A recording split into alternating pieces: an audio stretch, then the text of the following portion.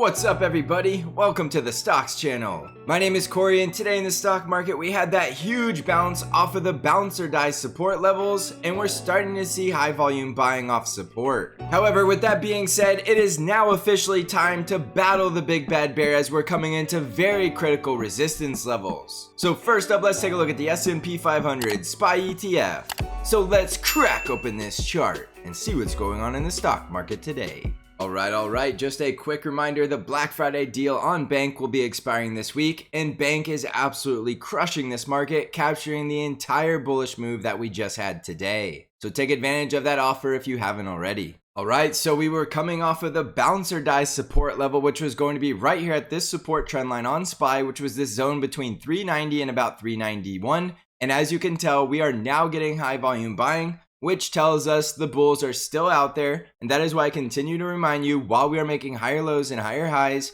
you cannot rule out the bulls. Now, right now, coming into extremely critical resistance, you can very clearly see that this very large green candle is right up against where I have the picture of the big bad bear, which is going to be this extremely critical resistance zone on SPY between 408 and what is now about 409 or about 410. Remember, that's a declining slope, so that will move each and every day. But right now, you need to be expecting extreme resistance in this zone. And you can see we did close over the 200 daily simple moving average, which is at level at SPY 404. So anytime you get a high volume buying day like this, which catches the bears off guard, you do have to keep in mind there's the possibility that a lot of it is just shorts covering, which causes a short covering rally. And we cannot completely trust this breakout until we clear the resistance where the big bad bear is living. If the bulls blast through this critical resistance zone and we continue to form higher lows when we get pullbacks, then we are officially going to be entering a bull market phase. Whether it makes sense or not, we need to respect that the chart is currently showing a bull trend and we are currently testing the very critical resistance that defines the bear market. If the bulls blast through the bear market resistance,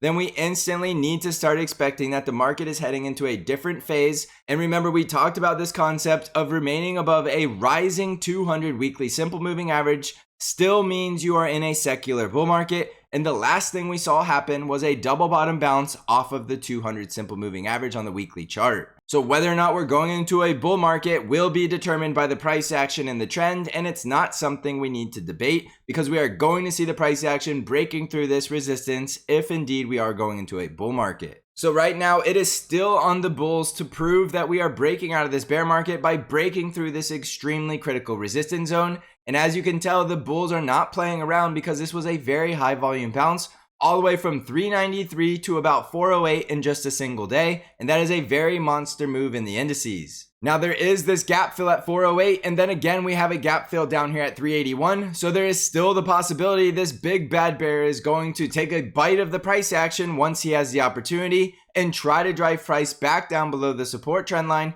to fully close the gap at 381. So this is a very real possibility that this is still just a bear market relief rally while we are below the bear market resistance trend line, which is going to be that level right around SPY 410. If we break through all of that resistance and continue to see buyers of the dip, then we can start talking about something different happening. But right now, this is still going to be the preferred scenario because we are still in a bear market while we are below this resistance trend line. So just a very quick summary, watch the critical resistance at 408 to 410. And if we start breaking out above that, we need to see consecutive closes above that breakout to confirm it's not just a false breakout. And then we will instantly start getting a lot more bullish. But right now, at this resistance level is not time to be bullish. Wait for the confirmation of the breakout in the price action. Again, we'll start seeing confirmation when we get more daily closes above the 200 daily simple moving average. And the critical support to pay attention to is going to be down here right around 394 all the way up to about 399. And that is going to be the support levels the bulls are going to try to defend. So as I continue to warn you, do not rule out the bulls until we lose critical support. And right now, you shouldn't be disrespecting the bears by trying to get overly bullish at critical resistance. On the Nasdaq 100 triple Qs, we had an extremely high volume day going up 4.56% today and slamming right back into the critical resistance at 293, which lo and behold is the exact level the big bad bear is waiting at. Now, the one thing you need to remember in the triple Qs is that we do have the double bottom breakout at that double bottom at 260, breaking above the neckline at 284, which does give us a valid upside price target at the gap fill at 308. and we are currently at very critical resistance at 293. So a break of this resistance will confirm that we are running back up to fill the gap at 308 and testing this negatively sloping 200 daily moving average at 306. So a confirmation of a bull breakout above 293 is going to send us likely to 306 to 308, and that is definitely a lot of meat left on the bone for a bull trade. But you do have to respect the fact that we are already at the critical big bad bear level of 293, and we need confirmation of a breakout of this level before we assume the gap above is going to fill. For example, this could turn into a double top off of 293, come back down, break down below 281, and then fully close the gap at 268. And this is going to catch you off guard if you don't realize this is still a very valid scenario, because the big bad bear could be just now entering into the market, and he is very likely going to try to take the elevator down. So be very mindful of this resistance at 293, and only on a break of this resistance should you be expecting the higher prices at 306 and 308. The downside support the bulls are going to try to defend will be around 288 and this support trend line right around 284, and then go ahead and include this level right around 281 to 282, because that is also going to be the rising 20-day simple moving average. Below all of that support, the bears are victorious and they're driving us all the way back down to fill the gap at 268. On the Dow Jones, we were up 2.27% today, and again, the Dow Jones had the high volume buying off of this support zone, which was right here at 337, and we did get the breakout back over 342, which I told you would likely take us up to fill the gap at 347 in the event we had the bull breakout. So the price target right now is going to be this gap fill at 347, and if we continue higher, we are likely going back to the previous daily highs around 350 to about 353. If we can clear this resistance and we don't see any bears stepping in at this gap fill, then you have the go ahead to continue to stay bullish on the Dow Jones while it's above 342. But in the event the bear shows up at the gap fill at 347, the bears will try to drive the Dow Jones back down to fill the gap at 331, with support on the way there at 342 and 337. So keep this in mind, we are coming into critical resistance in the Dow Jones, the S&P 500, as well as the NASDAQ 100. So we are going to see a very epic battle between the bulls and the bears as soon as tomorrow. On the Russell 2000 IWM ETF, we were up 2.74% today, and intraday we were starting to break down below support, and it was looking like the small caps were trying to go down and fill the gap at 178, and then we saw that reversal of high volume buying, and we had the bull breakout above the resistance at 186. So this is very clearly starting to look like a bull breakout, but it's just a one single day of price action, and we need to see follow through. Above this 186 resistance, we can run back up to 190, and then above 190, we will be expecting a run to 195. The critical support for the bulls to hold is going to be this breakout zone around 186,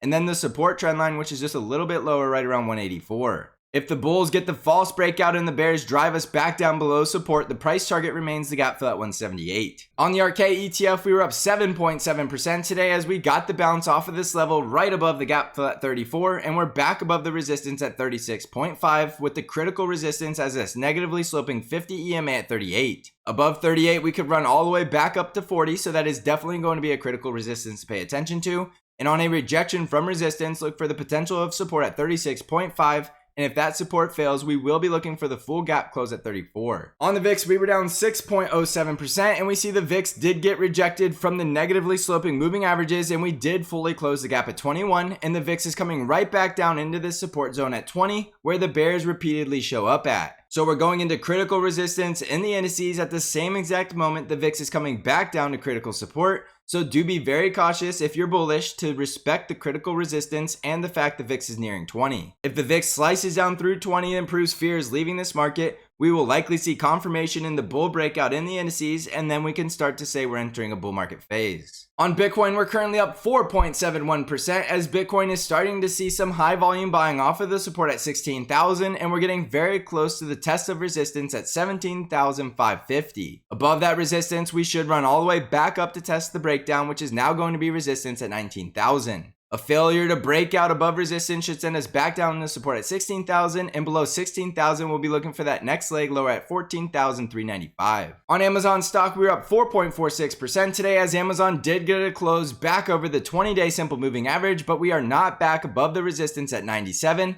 which means there's still the possibility this is a lower high before we go fill the gap down here right around 89.5. Below the gap fill, we have support at 86, and below 86, we have a valid downside price target at 77. and this is a valid downside price target as long as we're making lower highs and lower lows. You're getting a lot more bullish if we break resistance at 102 for the gap fill above at 110. On Microsoft stock, we were up 6.16% today, and we see Microsoft invalidating the double top that it was looking like we were getting from 247 because it did look like we were breaking down below the neckline. But we instantly see that was a false bearish breakdown because we're back up above the critical resistance at 252. This opens the door for Microsoft to run all the way back up to the negatively sloping 200 daily moving average and closing the gap at 265. So that is going to be the next valid upside price target as long as we're above 252. If this is a false breakout to the upside, look for a run back down to test the breakout at 247 and a retest of support at 242. On Nvidia, we were up 8.21% today as Nvidia also bounced from the bounce or die support level of 156, and we had a very bullish candle that also broke the resistance at 166. Above this, we can run back up to the resistance trendline and negatively sloping 200 daily moving average, which is going to be this resistance right around 178. Downside support levels will be the breakout at 166 and that critical support at 156. On Tesla stock, we were up 7.67% today with a very bullish breakout above the resistance trendline and a daily close back over the 20 daily moving average, and we're coming right back up into this resistance zone at 197. Above 197, look for resistance at 205, and then above all of that resistance, we could make a run all the way back up to 230. Downside support will be the breakout zone at 186, and then the support levels at 177 and 167. On Apple stock, we were up 4.86% today as Apple was starting to look like it was going down to fill the gap at 138, but found support just a few dollars higher, and now we're back above this critical resistance at 146, but still below the negatively sloping resistance trendline. So if you want to get bullish in Apple, you need to manage your risk right here at 146 because the next bullish breakout isn't until we get back over 150. So watch that critical resistance at 150, and then above 150, we could make a run back up to about 154 to 155. On a break back down below 146, it opens the door to come back down and fill the gap at 138,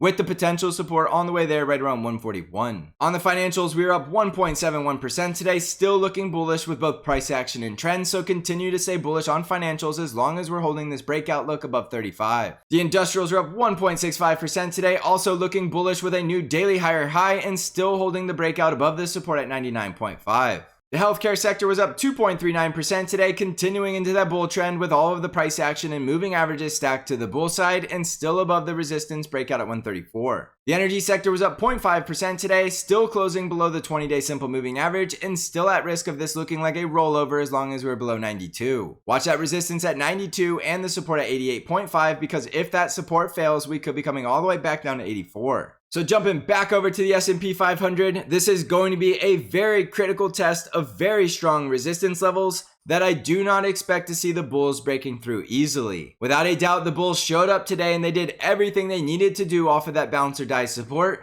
but in one swift motion, the bulls are now at very critical resistance battling the big bad bear. So expect there to be plenty of turbulence from these levels and expect there to be plenty of consolidation of this big up move in just one swift motion. And this could be another very tight consolidation phase as the bulls and the bears battle it out. Expect plenty of volatility and continue to manage your risk very tightly. And as I continue to warn you, do not rule out these bulls until you completely see a loss of support because we are still in a short-term bull trend within the larger degree of a bear market downtrend. Also, don't forget to take advantage of the Black Friday special deal off Bank Trade Alerts where you can get 50% off 2 months of Bank S Plus or Bank. All you need to do is apply the coupon code Black Friday at checkout. Bank is absolutely crushing the market, beating all of the indices, including the TQQQs and the SQQQs, which is the only thing Bank trades. So take advantage of this special Black Friday deal now and try out Bank if you haven't already. And keep in mind, this is a limited time offer that will be expiring at the end of November. Also, if you're looking to become a better price action trader, consider joining the Stocks Channel Trading Discord community where you get access to all of my intraday updates and analysis. You can find out how to join the Stocks Channel Discord by clicking on the link below. So thank you for watching, everybody. I hope you're crushing this market. And as always, I will see you in the next episode.